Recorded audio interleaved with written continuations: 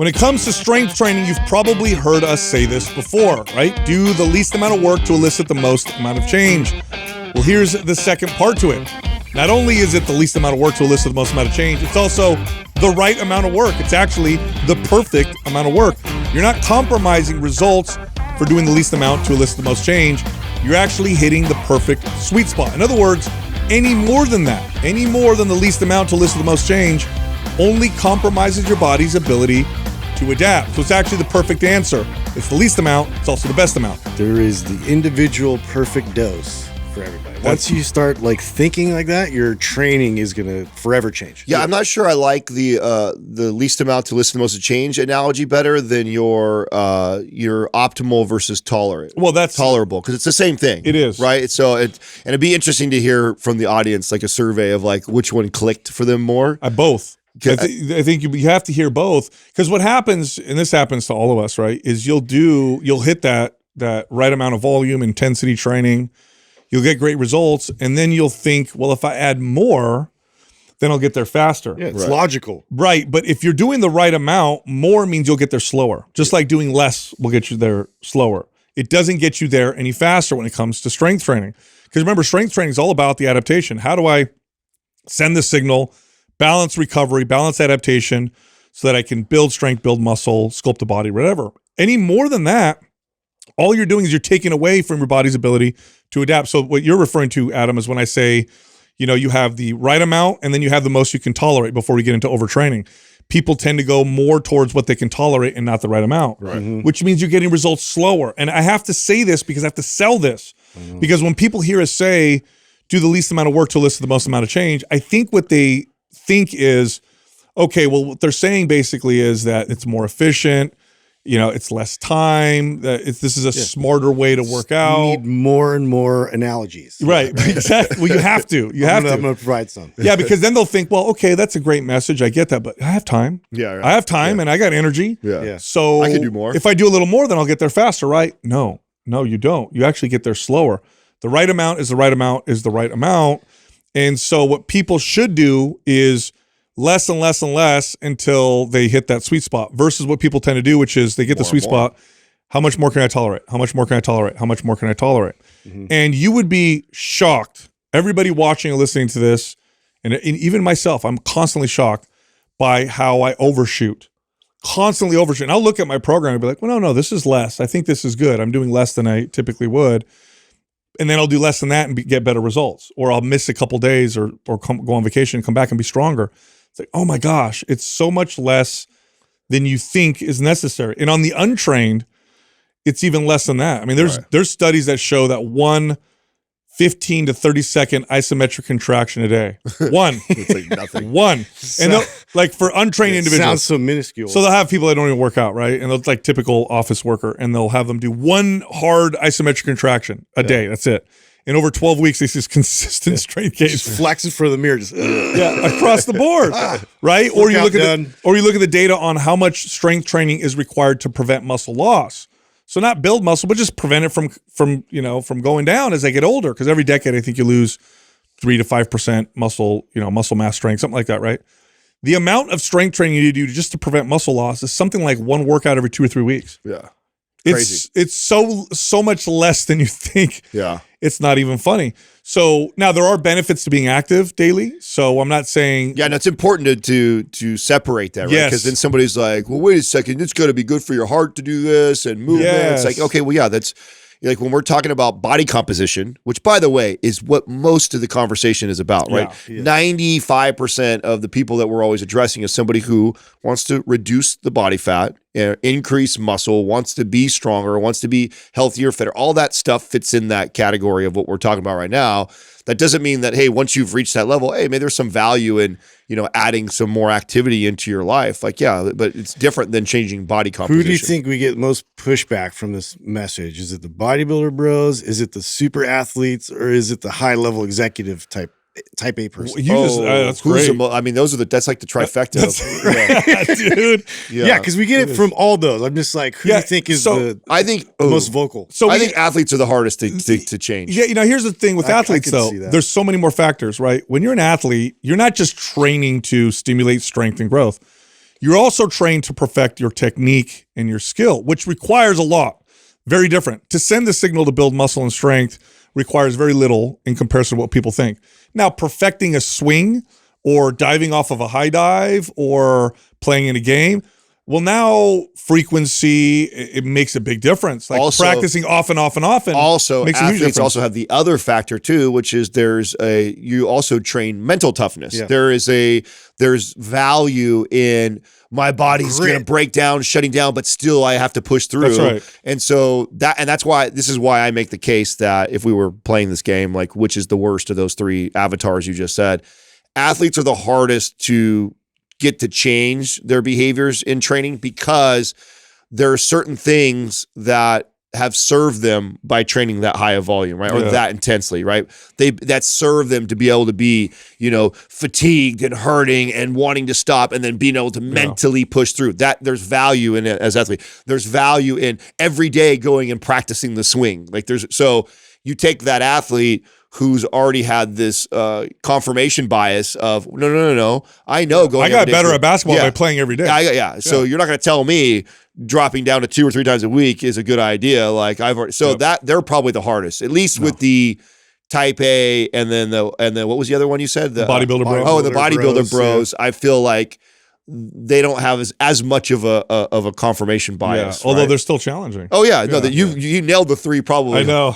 Hardest type of clients to try and convince. I mean, this whole fitness tip today, it stems from us talking to a Olympic athlete, right? I mean, this is probably where this came from, right? We just had a caller recently who, was like grossly overtraining his entire life and then all of a sudden reduced it when he found the podcast down to MAPS Anabolic, saw ridiculous results and from then reduced it even more. Then reduced it down to you got even better results. 1 day of training every, what was it? 5 days. 5 days? Yeah.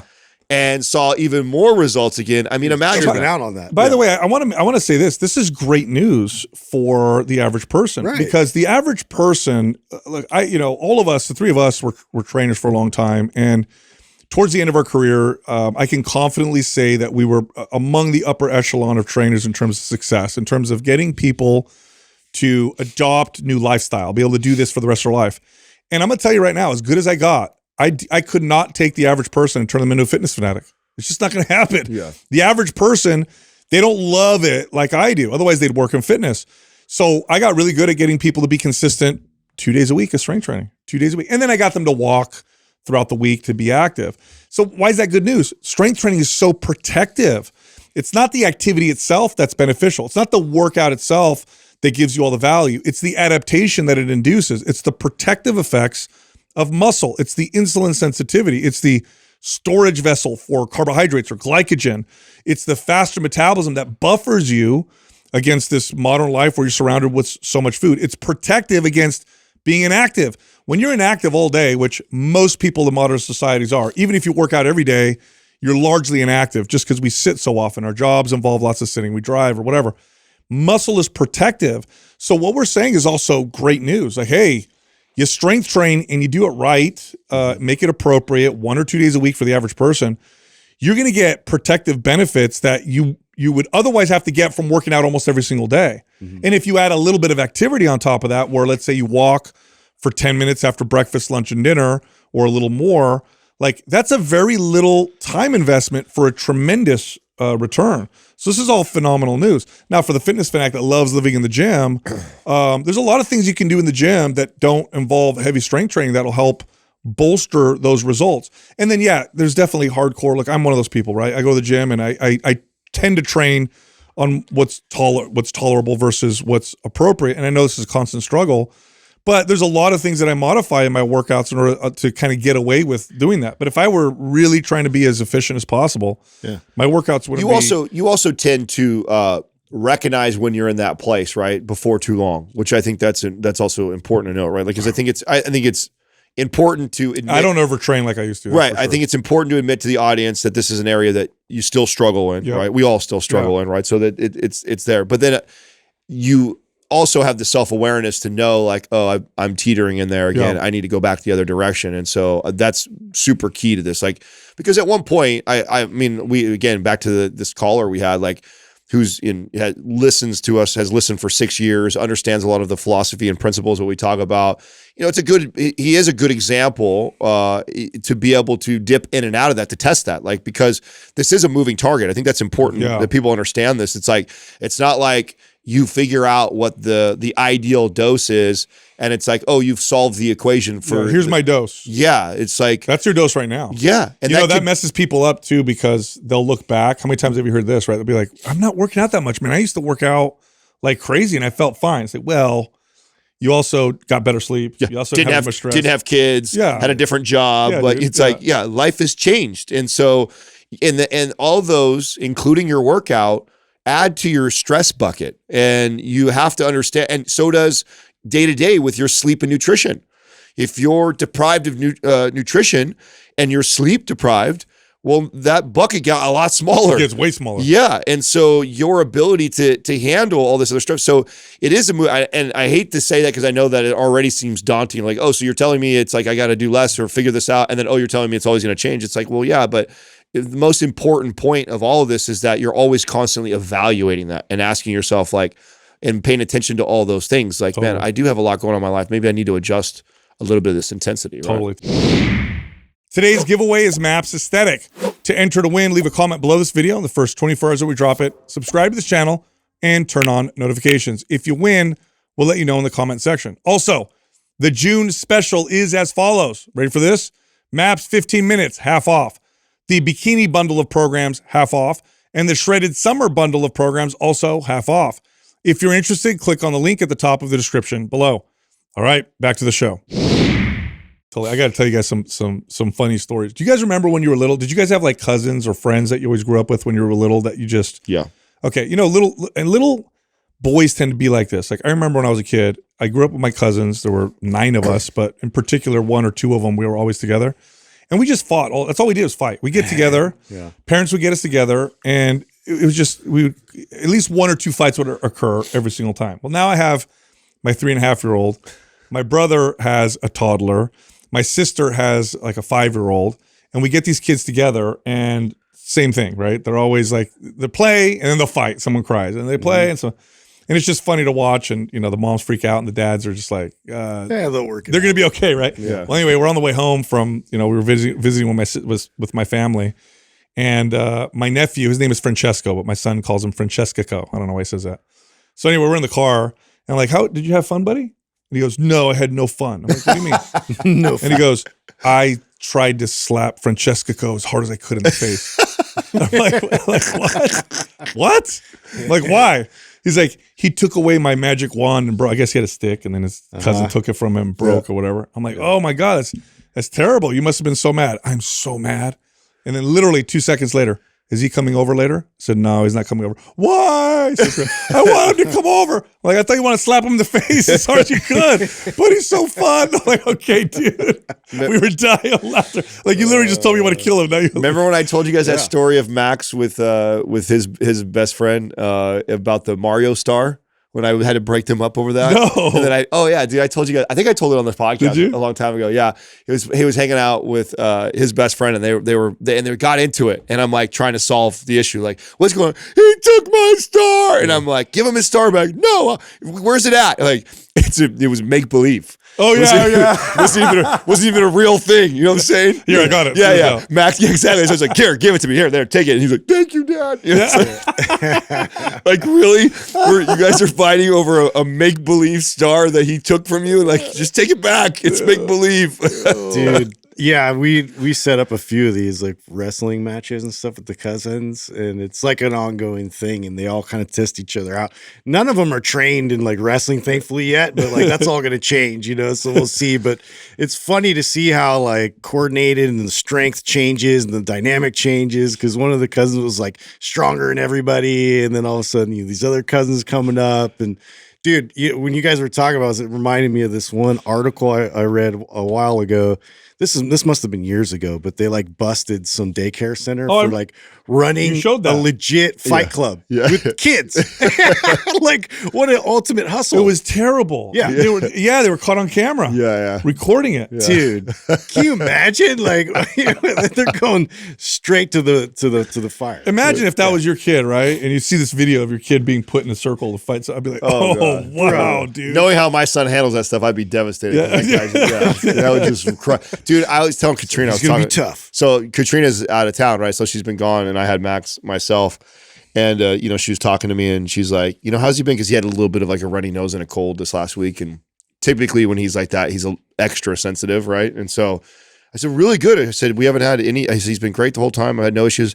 I said, we did have one little time where he cried for a second. I said, but I was like, it was my fault, right? And I said, I was putting together this I bought him this like I don't know if you guys saw the video on his page, but I posted it like of his like this marble Lego. It wasn't Lego, but it was like all these pieces you put together, and everything is now. By the way, this is annoying to me.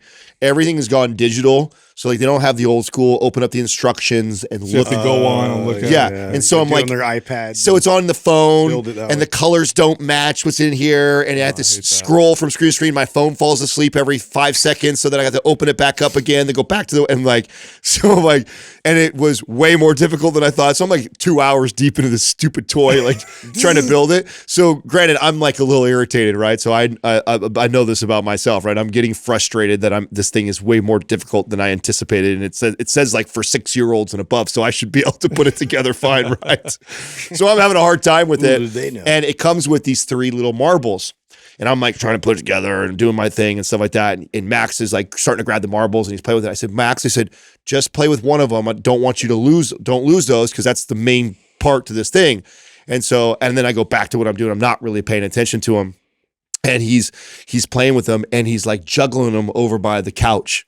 And they fucking fall down the crack and disappear, right?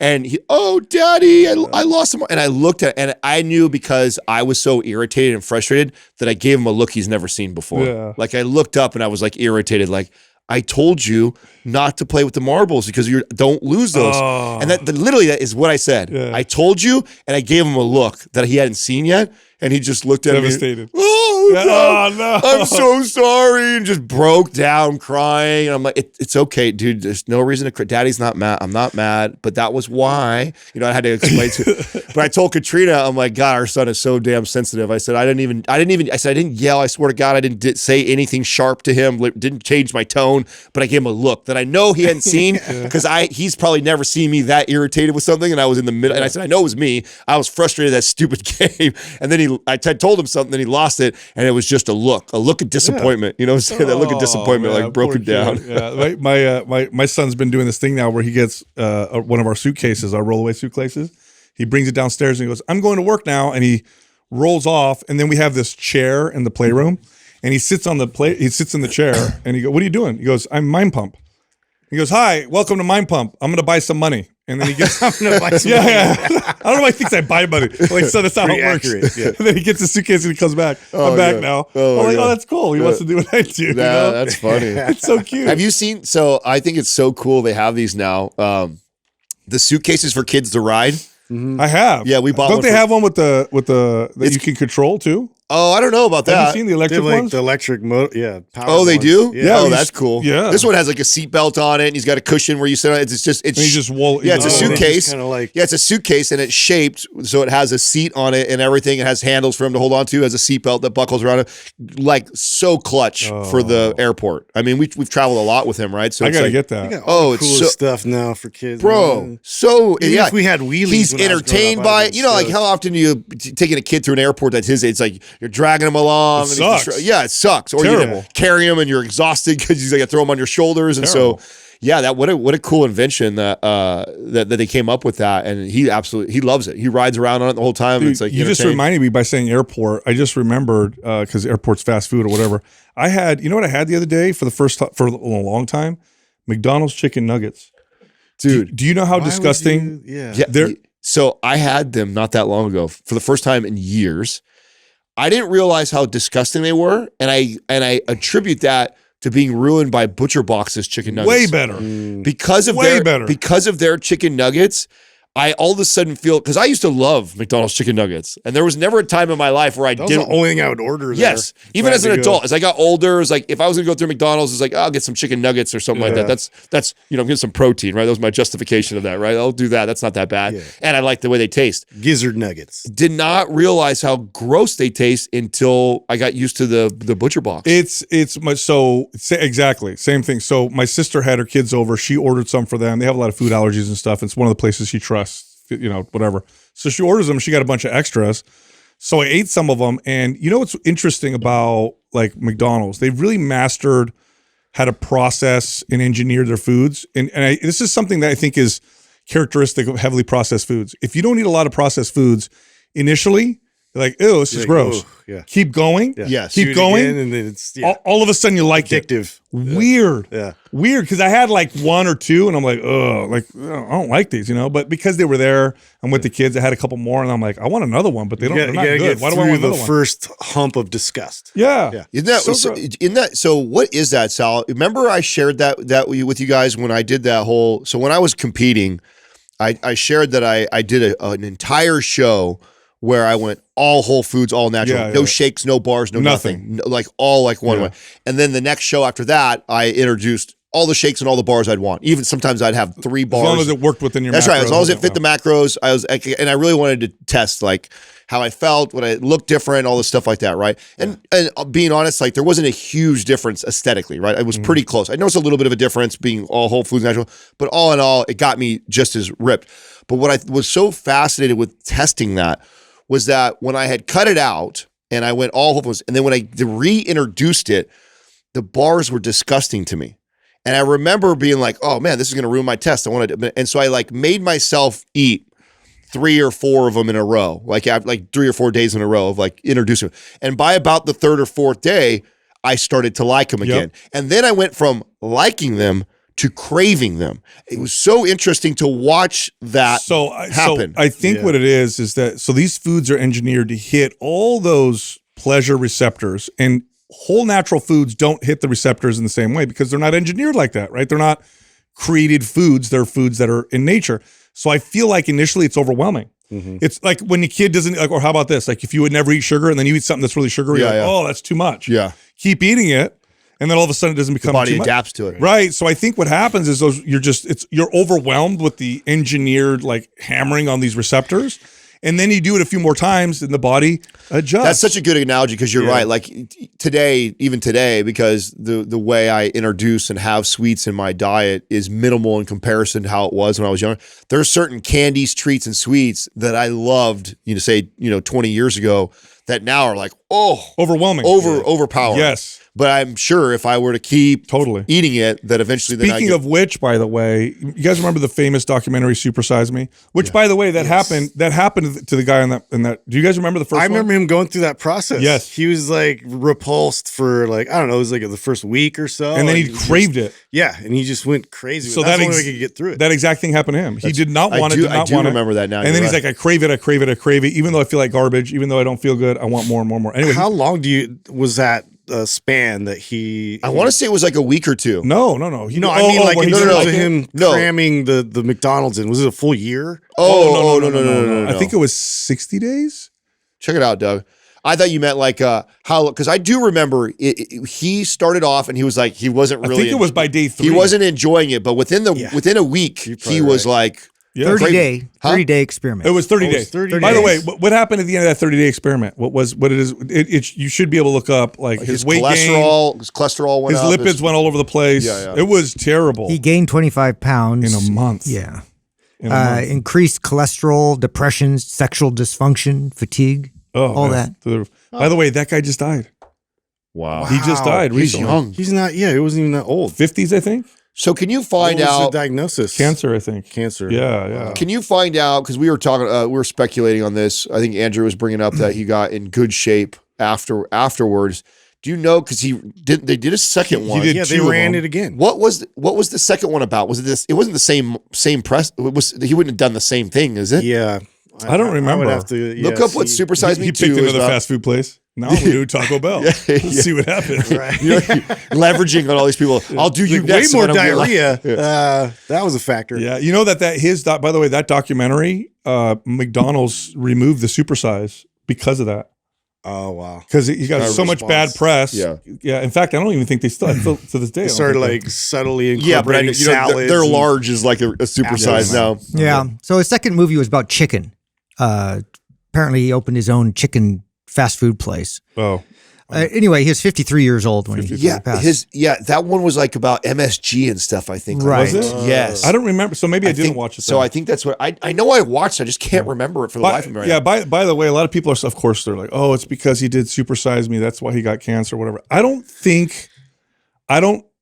know what a 30-day just garbage food diet, how that would impact that. No way, potential. bro. If that was the case, then every bodybuilder would be dying I was of going to cancer. say the extreme shift of Yeah. If that was the case, literally everybody, like, because the extreme competitors do overeating that craziest. a competitor does for 30 days afterwards is insane. But speaking of which, though, I've brought this up before. It ain't good for you, that's for sure. As unhealthy as pro bodybuilders are, and believe me, they're very unhealthy. You're talking about lots of drugs, hormones. They push their bodies, they overfeed, they starve themselves for show, all that stuff.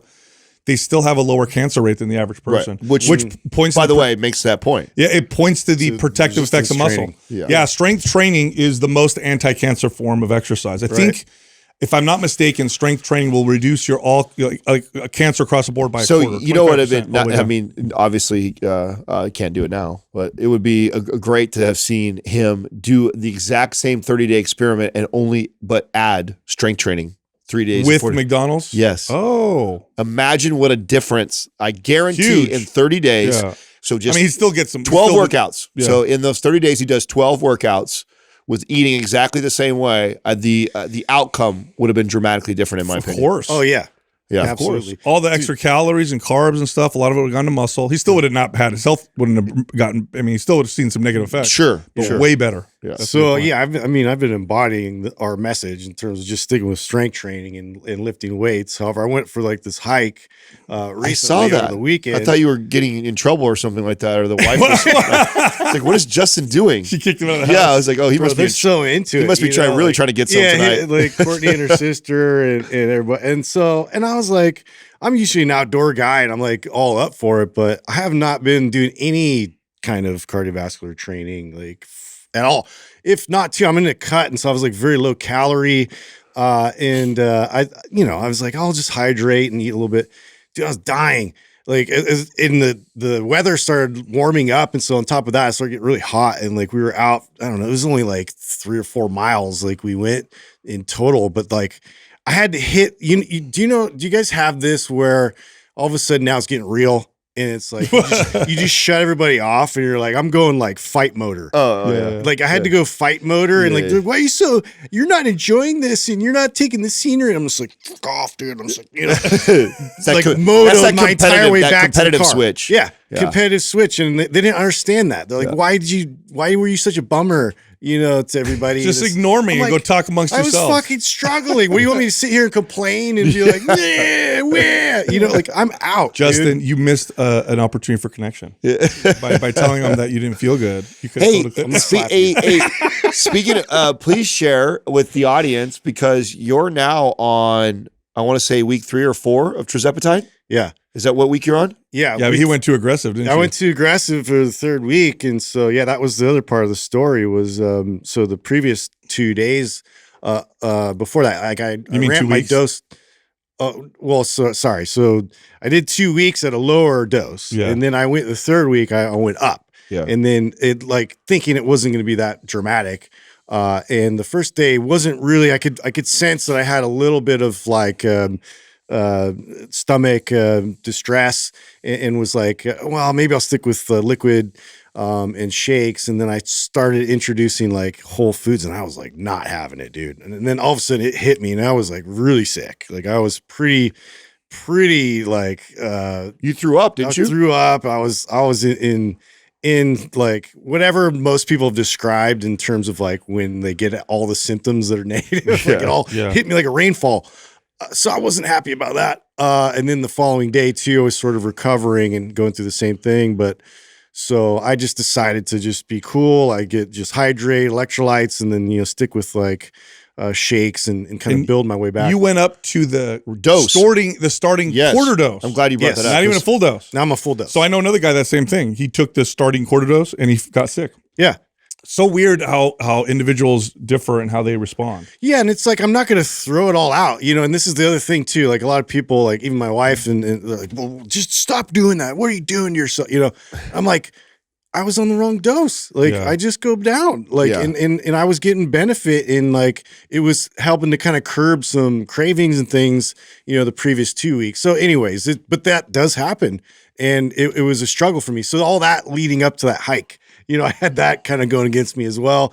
And it's like hard for me to communicate all that to everybody involved in the hike. And so they were kind of leaving me in the dust. I was getting pissed off, but I didn't want to like not finish it, because I'm an asshole and like, I don't want to look weak. Take a nap under the tree. Yeah. You guys go ahead. I'm just gonna sleep. over Yeah. here.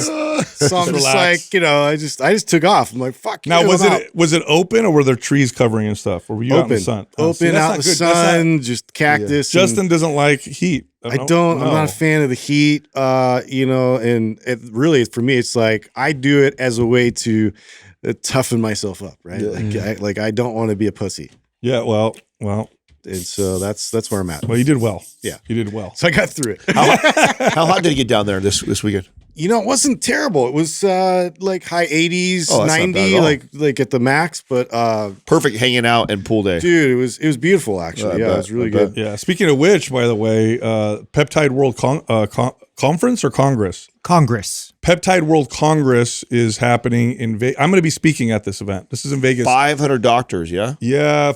Practitioners and doctors. I'm going to be talking about strength training, of course. I'm not going to talk about peptides. That's not my expertise. But you're going to learn the cutting edge, like what's happening with peptides. Basically looking forward. And this is Dr. Seed's event. So he's like one of the best in the world. So if you're now, can you awesome. go as like a normal person, or do you have to be a practitioner to even have access? I think anybody can go. I think so too. I think anybody can go. Am I? 2 days, 30 plus speakers Yeah. in all. I'm the plus. yeah, 30 plus lectures. Yeah. It's going to be good. It's going to be. But look at enhanced aging, age-related disease, clinical peptides, hormone therapy. They're discussing. I mean, Yeah. all kinds of stuff. So Tissue repair. I'll tell you guys this. So, and again, all of us are experimenting with these because they're here. They're not going anywhere, and these are culture shifting. I've said this before. Peptides, these GLP-1s. I'm on a very, very low dose. I'm not going up. I don't want appetite suppression. I'm looking for the other potential effects. I'm telling you guys right now, I'm getting the strangest pumps in the gym, like it's anabolic. wow. Weird. It's weird. I had a PR in crazy. pull-ups today. By the way, my body weight's going up, so I definitely not getting the appetite suppressing effects. And I did over 21. I did 21 and a half pull-ups today. Wow. At a body weight like 218, Wow. which is weird. And I think it's it shuttles amino acids and glucose into muscles, and I think that's what I'm Are experiencing. you noticing anything like that, Justin? Are you seeing anything like in the workouts or anything else? First Anything 2 else in your weeks. life that you're noticing besides just the rough time you just had? Yeah, no, I actually enjoyed the first 2 weeks. I had no impact with energy. Like I actually felt more energy.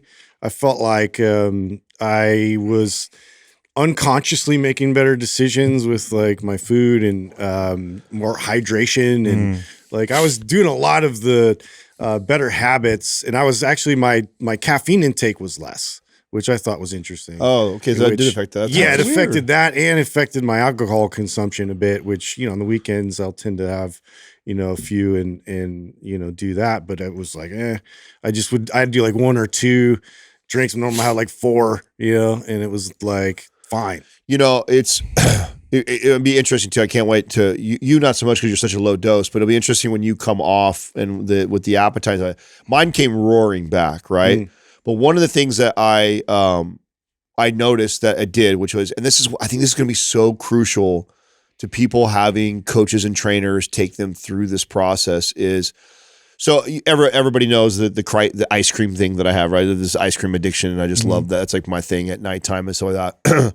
So I didn't have any desire for that when I was on the Tirzepatide, right? In fact, I remember I took a bite just to see what it'd be like, and I was just like, not at all. Then all of a sudden the appetite comes back, and I didn't have because I haven't had the ice cream, I didn't have this strong pull towards it, but I definitely had the like, oh, I could go for it. You had a right memory now. of it. Yes, I had a memory of it.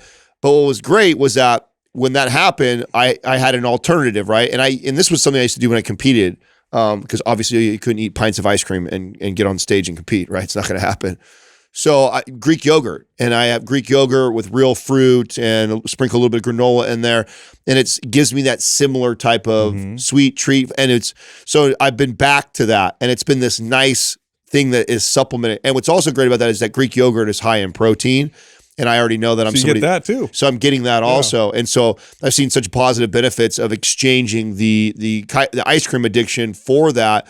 But the reason why I'm bringing that up is there was a very important moment that happened where I made that decision that I think a lot of people are going to struggle with that if they don't have guidance or help, because I very easily could have went, oh, I'll do the ice cream, and I definitely would have enjoyed it again, and then I could have seen how that would just kick up that. Yeah, and I just don't like the whole idea of I'm going to be on some. I mean, I get that there's cases where this is just how it is, but I like approaching things like this with how can we use this, and then how can we use this in a way to where we can come off that we don't need it anymore. And without a coach working with you, I just don't see how that's going to happen for the average person. I just don't see it. No. I think what'll happen to the average person is like, wow, when I'm on it, I eat less. When I'm off it, I eat more. So let me just stay on it all the time. But working with a coach, I think you have a really good chance, or a much better chance at least, at being able to work through it afterwards, on your own. Because like you said, Adam, what happens is if you have this treat or this behavior that you're engaged in often, and then you don't engage for it for 3 months, you weaken the neural connections with that behavior. That's what ends up happening in the brain, at least, right? Those neural connections weaken. Now, that doesn't mean you don't have a memory of it, right? So you ask an ex-smoker who smoked a lot and then they quit, and you ask them 10 years later after quitting, do you ever think about cigarettes? They said, well, I would enjoy one, but I'm cool without one. So you remember that you'll enjoy it, but it's not the same pull. It's right. So if you work with a coach through that process, it could be just enough to get you away from. To me, that is going to be the make or break situation in this. Do we see a net positive or a net negative from this situation? Because 100% from my experience going through it now, it works incredible when it comes to crushing the appetite and helping someone lose weight. But 100%, it all comes flooding back. Now, does it mean though that I now have the willpower to not make the decision? And if I train myself to make better decisions when those memories resurface, I don't feel like I'm missing out at all. I've actually really been enjoying almost every night having this Greek yogurt and fruit bowl thing that I've been making, and I don't feel like, oh my God, I want the ice cream so bad. It's like, oh, this is nice. I'm really excited to hear what they're going to say at this Peptide World Congress, because I know this is going to be, this has to be. Yeah. This is all groundbreaking information. This has to be like the main conversation. Yeah, this going to be around a lot of stuff 100%. Around this. 100%. But I can't wait to hear what they have to say, because I think a lot of these doctors are figuring out dosing is different from individual to individual, starting people slow. Yeah. That might be the way to go. Definitely. What does this look like afterwards? Do we, and one of the reasons why even less than has been prescribed. That's right. And I got invited to speak specifically by Dr. Seeds, because for people who don't know, we've had him on the show. I remember when we had him on the show, he walked in, I'm like, oh, you're jacked. He's like it's a dude lifts weights, and he legit lifts weights, right? He understands the benefits of strength training. And, when we talk off air, he's like, yeah, we got to get doctors to, especially if they're going to work with these peptides, get people to strength train. Yeah. Because it makes such a big, and he understands, because, he lifts weights himself. Yeah. Anyway, Justin, you have to, I'm going to give this to you. I'm going to just hand you this off, because I want to hear you break down your theory on the economy. He had this beautiful theory. Yes. Right, we were talking about how the 80s used to crush with the economy. Right now, we're in a fentanyl economy. Okay? Bunch of zombies. No, it makes sense. It makes sense, because he said the 80s crushed because it was 80s cocaine. Bring back the cocaine. Big drug. Is that your campaign? Look how productive Bring back the cocaine. It's not a coincidence. Yeah, dude. Yeah. So we got to get everybody off fentanyl, get them back on Oh cocaine. my god. So Yeah. we start I mean, Just offended anybody who's had problems with fentanyl. I know. Or cocaine. I mean, I'm sure there is some correlation there. Let's be honest. I mean, when the economy's booming and there's extra money and stuff like that, cocaine is known as like the rich man's drug or like an expensive drug. Fentanyl, probably not so much, right? Or crystal meth, that's probably the other one that's really cheap and bad, right? So I'm sure that the economy's in a little rougher spot now, so people tend to go that I way. think all joking aside, what's really interesting to me is if you look at the trends with drugs and their effect on music, I think that's much more clear. Like if you Positively, you mean? just you just see the music change because the drugs change. You know, although, Right. okay, so The whole interesting. 70s I think was I've a actually weird, read awesome time. statistics on this because I think that's actually like a viable strategy in investing in stocks. Is alcohol and cigarette stocks tend to go up in a down economy Of course. because more and more people are drinking and smoking and Yep. stuff like that. So. So probably drug usage in general in a bad economy is at its all-time But I mean, high. in terms of music, But I like your cocaine and, well, and like fentanyl theory 'cause Just switch them out. no, but like if you want, like See what like the happens. Beatles is a good example. Listen to the Beatles, the music of the Beatles Before drugs and and then after. psychedelics kicked in, and everything changed all of a yeah. sudden. Yeah. So I think there's definitely something there. So are you advocating for like musicians No. should have to use it? They're is what going you're to do that saying? anyway. We'll get more keytar if we get cocaine back. That's all I'm saying. Whatever happened to the keytar, dude? I don't know. But It someone needs to was bring like it a thing back. for a minute, and then it Which didn't. one's that? That's the one that's like a guitar, but it's a piano. Yeah, it's a keyboard. It's a keyboard Oh, and a guitar. yeah. No wonder. Guitar. Did you guys see that video? Did you guys see the video I posted on? I hardly ever post anything on my wall, but it was so good I wanted to post it on my wall, so I'd leave it up there for a little while.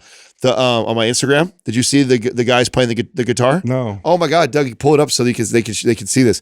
So good. So I want to be able to give the credit to who they are because obviously they're probably super famous.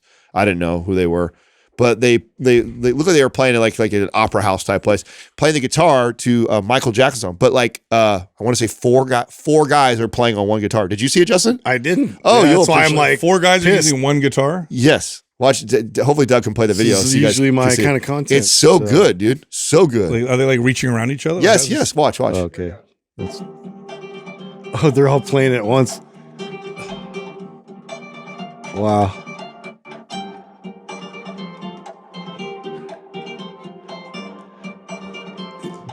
I mean, you really got to So trust the guys next to you. I have some yeah. questions here. Though. Justin, how would you feel if there was a dude Yo, reaching stop. around you? He's like, hold on a second. I'm going to helping you enhance play- what you're doing. Yeah, helping you play the guitar, bro. Can I get around you? Oh, that Oh, looks that's like- fun. Let me try too. Ridiculously talented to do that. Yeah. I mean, already to that's play amazing. Michael Jackson on an acoustic like that's probably already really. Are you going to be that old guy that goes to weird Yeah, that's concerts? amazing. I would totally go to that. Are you? I 100%. Are you like? Do you like Yanni? I'm not a big Yanni guy, but I would definitely go to something. You knew like who he was, though. that. Yeah. I know. Well, so I do. You I guys went to a Yanni concert. when I was are a you kid. guys not big like? Do you guys not do Mountain Winery? I used to like Mountain Winery Oh, I concerts. used Are to the go, best, yeah. dude. And they have stuff like this. I always thought when Old I jazz. retire, I'd be that guy. You know, Yeah, that I'm that goes guy. to the For Mountain sure. Winery. And I have such an appreciation for talent. Yeah. Like I'm not a major. Same. You know, how some like people are very So you like Zamfir? It's like I don't know what that is. Zamfir, he plays the pan pan flute. flute. You ever seen him? No, You know what the pan flute Not a big is? flute guy. Yeah, Not a I big was flute gonna guy. say, I'm not a big there's flute. instruments. I Although prefer. maybe if he was really good, right? So He's amazing, You know, bro. but you know how that some people are like about a genre, right? Just like how Yeah. people get with cars or things. It's just like I'm this. You know what I'm saying? It's like no, I'm like. I just have this appreciation for talented people. I don't care what totally. genre it is. Like I could probably listen to damn near anything. That's why I love going to cities that really you find like so many gems, like Nashville, or even for me it was Chicago. Before that, like I didn't know like all these blues artists and people out there that were just like you would never run across them otherwise unless you're in that location because they just don't get the opportunity. I mean, a lot of people say that in the industry that some of the best artists are unknown. Are the ones that are not? Yeah, they're 100%. unknown. They just didn't have the right connections to so and so, or they weren't as They marketable. don't market or- themselves well because they're just like a true artist. Or they don't you want know? to sleep with a producer or whatever. Yeah, You know, who knows? Yeah. Hey, you know what? Speaking of music, we've been my 3-year-old. I think he really wants to play the drums. So we go to church every Sunday, and I've been bringing him consistently now for about maybe 6 weeks or so. It's tough with kids, but they're going consistently. And now when they do the music, I'm watching him, and I gotta film it because it's hilarious. I watch him, and he watches them, and then he does this with his hands. Yeah. He's doing Oh that. wow! Yeah, he's like trying to copy the drummer wow. with his hands. I'm like, oh shit! All right, Doing the fill at the end.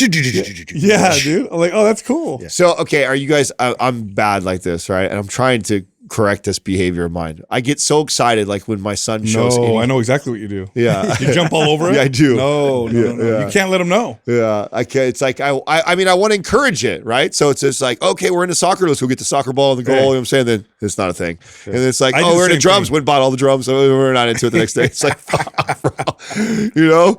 So, but then I'm like, what do I do? So I ignore it and I just like wait until he's like obsessed about it. Then he's like begging for it. You or know, like- you have to. So Jessica does this really well. I'm terrible at it. She's really good at it, where she matches their energy. So if he comes in and he's like, "Oh my God, look what I did," then she'll be like, "Oh my God, that's so awesome." But if he's like, "Oh look, I like this thing," she's like, "Oh, that's really cool." You know. Well, so you have to kind of match. I don't think I get up. I feel like I'm kind of like that. I don't feel like. Yeah, but then you buy like. But I do everything. go buy it. Like, I do go buy the shit. You know what I'm saying? Well, I mean, if he's gonna line up, if he's into the drums, like you're saying, like I remember this exact moment. It was around Aurelius' age where we were at Trini's family always would have live music. We have live music a lot at our parties. And so we have a live band there and they were in a break and my son goes walking over there and he climbed up on the thing and he grabbed the sticks and he like was playing, dude. It was the most insane thing I've ever seen. I was like, oh my God, like I have a savant. This is fucking so I'm fucking Christmas, you know what I'm saying? Like hella early. He's like barely, Big old drum set. Yeah, 2 years old, I'll get him like a fucking professional drum set. You know what I'm saying? And I mean, for like that whole break, I mean, he was into it. Like we were definitely beating on him some of that, but then they quickly like were old news. I know. Well, I mean, it's tough, dude. Yeah, they go in fits. I like with Everett, he's already lost interest in the DJing thing. I thought, No! I was like, ooh, No, this is I wanted so him to rad. be into that. I know. I went too same with you. I went too hard into that, like thinking it was going to become a thing. But you know what he's into now is just skateboarding, and I haven't even been a part of that at all. Oh, wow. You know, and I'm like, of course, you know, he loves it because his friend does it, and like we got him all. Probably the not a gear. good thing for you to get into, bro. Probably not a good thing. I know. You've seen like, you know, already when I do these like parkour videos, like I fuck myself up. Like, I'm not ready for like cement. No, and you don't have a really good like. Yeah, barometer. Yeah, you don't have a good barometer of danger. Justin's like, I'll try that. yeah, all aggressive. And so, let's go hit the half pipe tomorrow. Yeah. It's like, Let's "Whoop, go. bro. You just got back on some four wheels. I'll learn, you know, through Hey, pain. speaking of wheels, Doug, pull this up so the guys can see this too. You guys seen the new feature that the new Mercedes G-wagon has? So okay, what? Explain No. this to me. You're the car guy. What's the deal with the G-wagon? I don't think it's anything. It's not special. It looks like a big toaster. Oh, bro, I'm gonna piss my. It's A big it's- toaster. Doesn't it? It's a hella big square It's hella car. overrated. It has a Jeep You're suspension. starting on to it. sound like me with the Cybertruck. It's No, a Cybertruck's cool. So first of all, it got its popularity. It's a It's a dumpster. Mercedes. It's cool. It's quick for a. But what is it? Is it more a status symbol because it's expensive? Well, it's two things. It's a Mercedes, so there's a status symbol. It's fast for a SUV, and most importantly, how it got popular is because it hits the 6,000 pound requirement, and so everybody who is an entrepreneur that has a little bit extra money right. writes it off as a saw business expense. Don or Cardona. What's his name again? Cardona. Grant Cardone. Grant Cardone. Yeah. Yeah. He did a whole video on that. Yeah, so tax it's write-off. yeah, it falls under the 6,000 pound or what like that. So it's probably, but you're right, Sal. I mean, I looked at him. I want to watch this. Watch this. I like how. Let it go. Doug, look at. Whoa. What? Is that crazy or what, They just spin. bro? It's it's all-wheel feature. drive? It's a feature. It does a complete 180 without. Isn't that sick? Wow, that is cool. It's kind of cool, right? I don't know where I'd use that, Yeah. but really No. cool. If you're I in a mean, shoot, if you're surrounded by bad guys, It's like synchronized swimming for. I mean, isn't that cool cars. though? It's like I have no idea where I'd use it. I but think it's feel illegal like, to use it. You're gonna just bust that out in the street. You probably get. Oh, dude. I actually didn't see this one. That's What on do you Vegas call those Street. videos where everybody plans it out ahead of time, you know, and they all pop up and they do like these dance moves? Like, Oh, Isn't that a cool public- feature though? That's like That what is. this What is would going you to do become. that for though? I mean, well, how many times have you flipped around, went back the other direction? I mean, the fact that you could just hit Not a- on the same road. Sure. No, what are you talking about? You're going the Well, wrong not the way. same direct. Like if you was a 2-lane road, you're running a I country. feel like it's a good. It'd be a good way to flex, right? Well, Yeah. think of it. Tell You got me, your friend in the You car. get pulled over. tell and all me of a you've sudden never, you just go, tell me you've never had a situation where you're on a 2-lane What an highway or asshole. something like that, and you've pulled to right, and you have to flip around, and you got to go. There, it's too small of a road. Sure. You got to there, and you got to do a 3-point Sure, turn, and then sure. go. And so it'd be like whoop, and then you're back the other. I just feel like it's more of a way to flex. Like you got your friend in the car, like, Sure. oh man, I took a wrong turn. Watch this. Yeah. Oh shit. Yeah, it does that. You know? I mean, it is. It's a little over the top, but it's kind of cool. I though. do feel like that's a good, like, again, if you're surrounded by bad guys, you got your Yeah. gun. You know what I mean? You just hit that button. I mean, at that just point, take you should have the everybody hydraulic effects too. Just be like, Yeah. See, but I don't get them though. They look like big. Hey, big toasters. imagine someone's like riding your ass, and you get to the next stoplight, and you flip around, and you're looking right at them. Flip back around. Yeah. Then you flip back around. That would be cool. That would be a way I do it too. You know what I'm saying? 100%, I Someone's would riding do my that. ass because of stoplight, like, yeah. I would do that. I would embarrass You're an asshole. I would embarrass my teen daughter with that. Go pick her up and just start spinning in the parking lot. Get in the car, honey.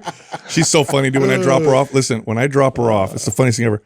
It doesn't matter what's on the radio. It doesn't matter. Everything has to be silent. I can't talk or nothing. She turns everything off. I'm like, nobody can hear that. Shh, shh. She says to me, I'm like, so I'll wait till you open the door. Watch what happens. Sure enough, she opens the door. Bye, honey. I love you. Oh, I'm going to miss you. She's like, stop it. Kids are great. Kisses. You know, more cool stuff. I saw another new thing that's coming out, and I don't know if they're for sale yet, but this is going to be interesting.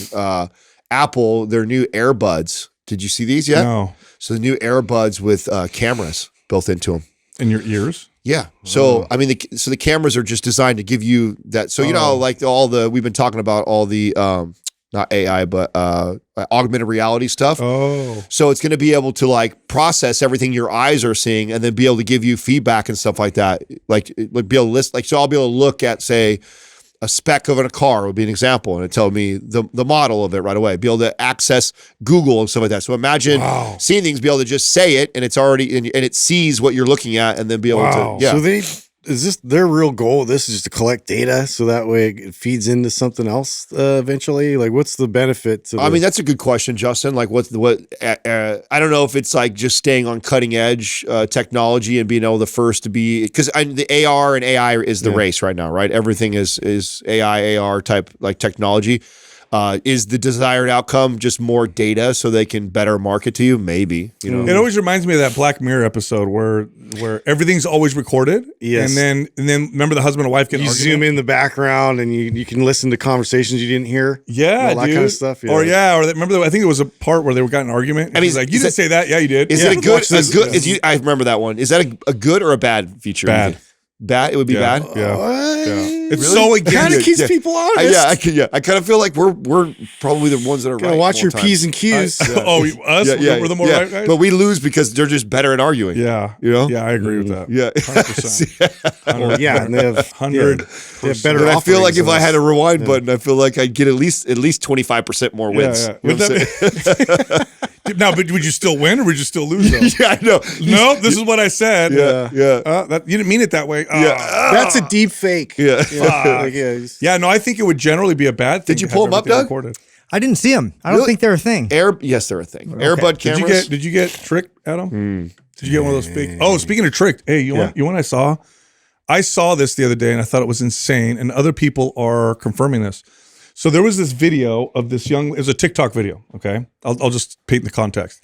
It was a TikTok video of this young lady talking about how her boyfriend went off to play golf, and he's been gone all day. He hasn't come back yet. I wanted to hang out with him, whatever. So she's complaining to the camera. Now this girl is narrating this particular video. So you know those videos where there's like one person in here and she's talking about it. Yeah. She goes, now check this out. She goes, now check this out.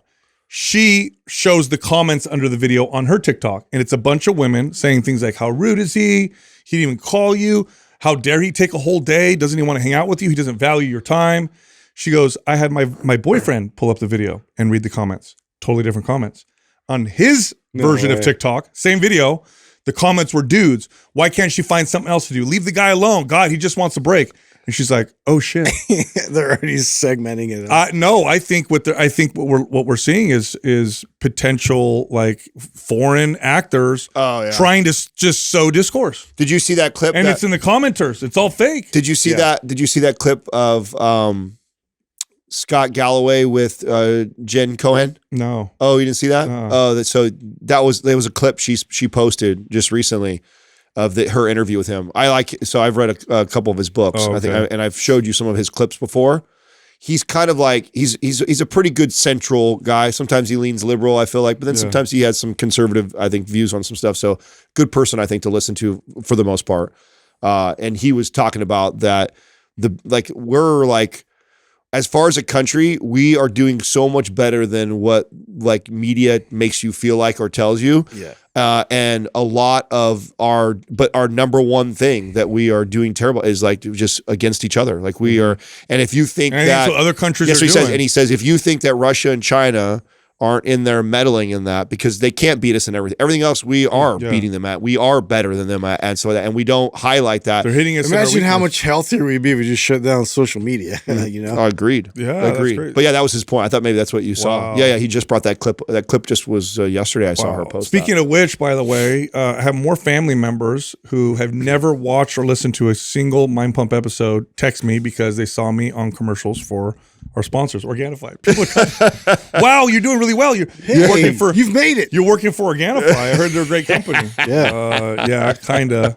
Not really, but yeah. Those are the best. What do you think of their Shilajit? It's really good. It's really good stuff. Yeah, whatever. They- They've done some good commercials lately. I saw They clip us. And, and They, show that stuff. I would say them and Caldera are probably two of the best companies when it comes to clipping our stuff. Yeah. Like they make really good commercials. Yeah. I said, did you see the Drew's commercial the other day for the Happy Drops? So good. He's so funny. He does a great job. Yeah, But we're yeah. getting feedback from both of those products, the Shilajit and the Happy Drops. Oh yeah, And people are saying they love It's the gummy game. I know. It's the gummy I've game. had people actually like tell me that like somehow you convinced them to try the Shilajit. You specifically, Sal. Oh, I'm really? like, Yeah. yeah, that never happens. That's Yeah. surprising to me. But yeah, it's mainly because they've tried the other Shilajit supplements and Tastes it's just terrible. awful. Yeah. Yeah, it's like this helps so much. I mean, even the gummies aren't amazing. They don't taste amazing, but considering what you're eating, it tastes I amazing. like the taste. I like them too. I mean, I do too. But I mean, people have the guys talk about how great they taste. They do not taste It's not a amazing. gummy bear. Yeah, exactly. This is it. That's why I'm bringing it up. Yeah, Because yeah, some people, I love when we say stuff like that. It's Remember got almost like remember we used to do commercials lower for your Magic Spoon? And expectations. people would be so mad. You know Yeah. what I'm saying? It's not fucking What Captain would you Crunch say, or Fruit what would Loops. you It's say, like, Doug? Has it got like a sweet, almost black licorice-y flavor to it? Yeah, there's a bit little of a bit. cinnamon taste. Yeah, to that's it. Yeah, That's got to be it. There you yeah, go. cinnamon Vanilla meets black cinnamon licorice. I would say Kind of that's like a that, good- but not like pure black licorice. That's no, good. it's not a star. I like black licorice, so that's my favorite. I know you're a big fan, right? Yeah. Isn't there a danger to eating too much black licorice, or am I tripping? No, it's good for you.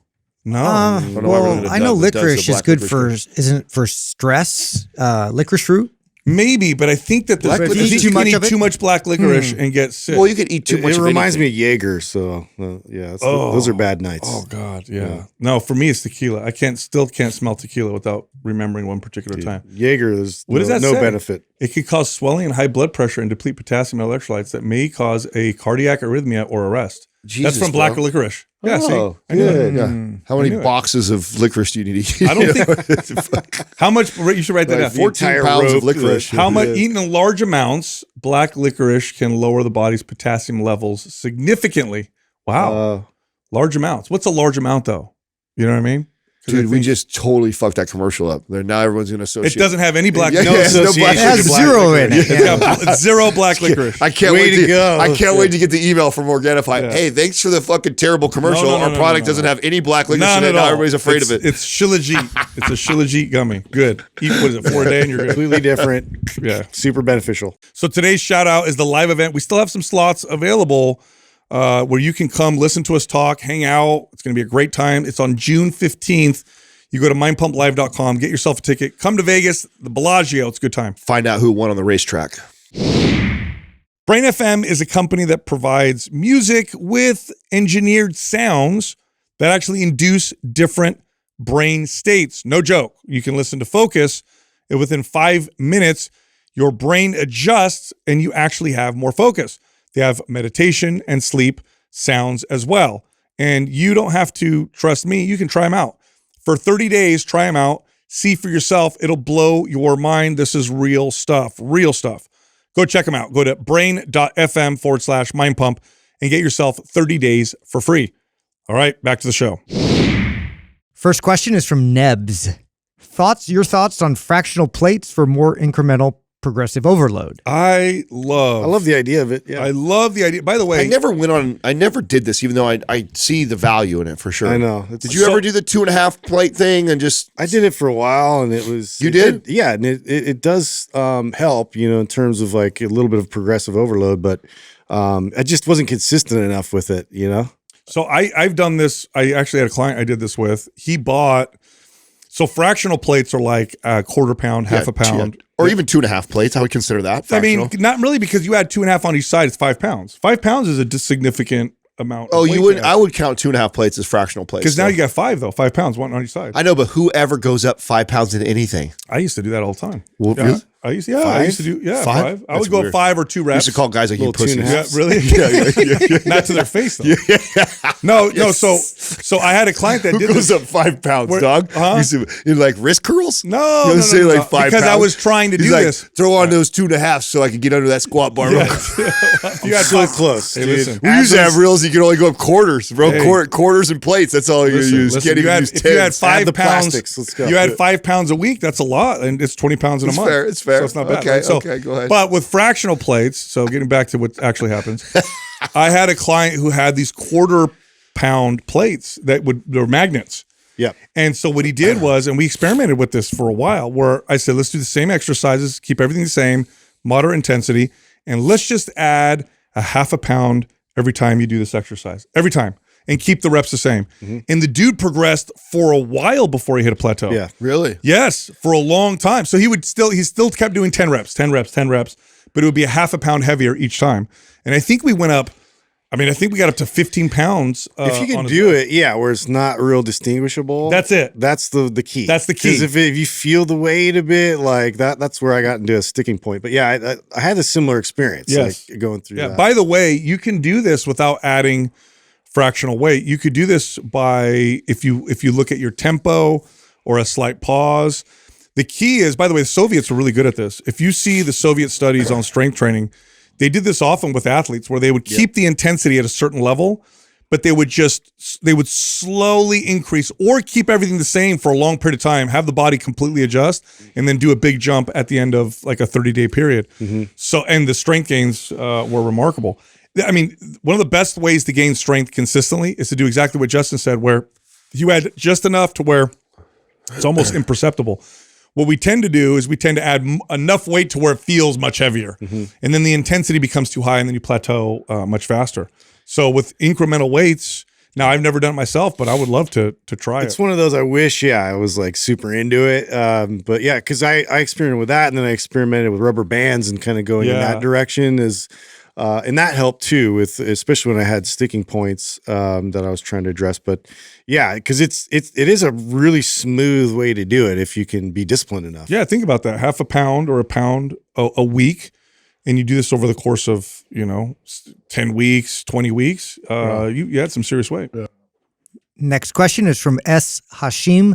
Why did you create a program specifically targeted towards women when you have neglected to create such programs in the past? Waiting for these questions. So have I. That's why I picked it. First things first. 99.9% of the workouts that are out there that are geared towards women are absolute garbage because they don't take the fundamentals of exercise programming and maintain them. They just change the color of the advertising, and then they do stupid stuff in the exercise, like this is going to sculpt this area instead of this, or you're not going to get bulky or whatever, or your workout is circuit based because you want to get leaner. Most women want to get leaner. We created a program for women, and the programming is just as sound as it is in all the other programs. The difference is this. The difference is, generally speaking, women tend to want to develop these areas a little more versus these areas. Women tend to have these concerns when it comes to diet versus men. So we just tailored it to how we saw our clients and what their desires and needs were. But the programming is the same. There is no difference in programming for men and women. The truth is a man could run the programming aspect of this and get great results. You can even do the Kegels. Yeah.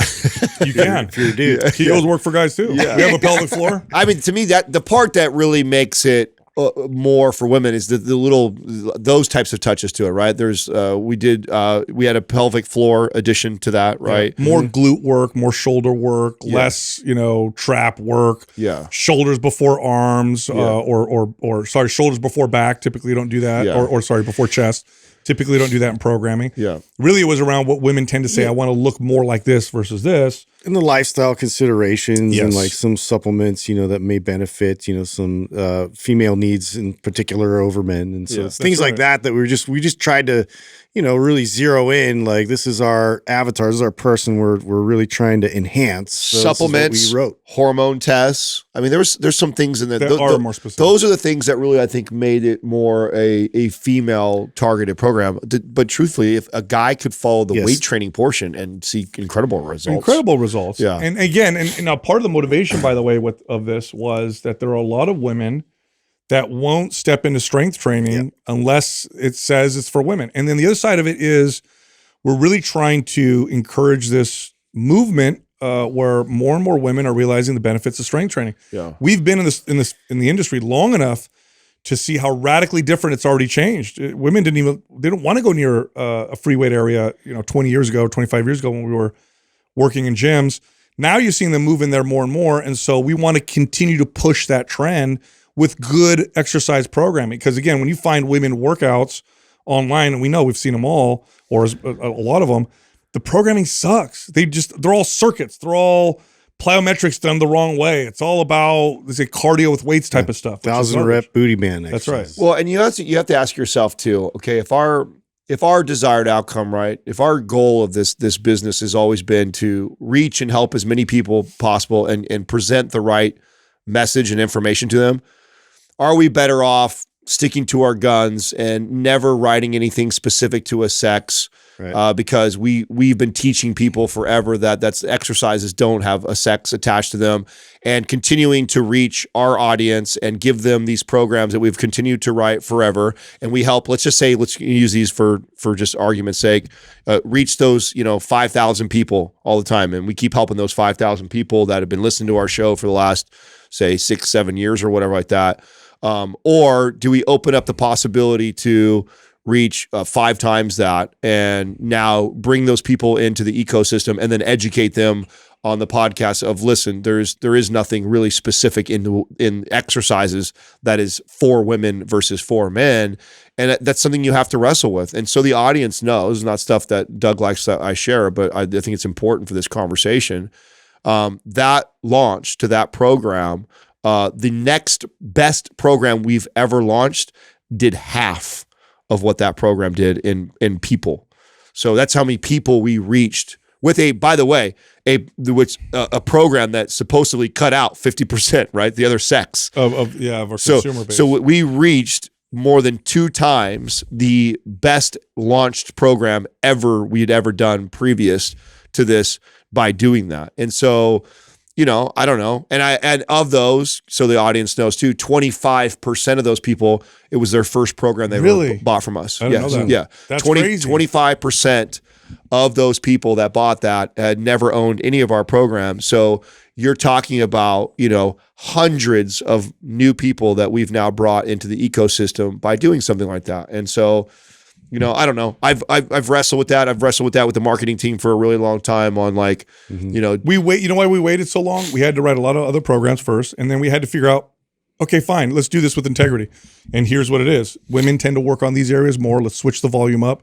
And here are concerns that women have when it comes to supplements, when it comes to strengthening different parts of the body, pelvic floor exercises. Yes, men can do them as well, but these are definitely much more of a consideration for women, especially after having children. And so that's what we did. Yeah. Next question is from Coney Chua. What are your tips on dealing with social anxiety, not just in the gym, but in everyday life as well? Yeah. I love the drink. Next question. We're done. Use alcohol. That's my answer. Was it Jordan Peterson who I heard say, I wish I could give the credit to where I heard it first. I think you're going to say the same thing I was going to say. And that is if you switch to a gratitude practice in that moment.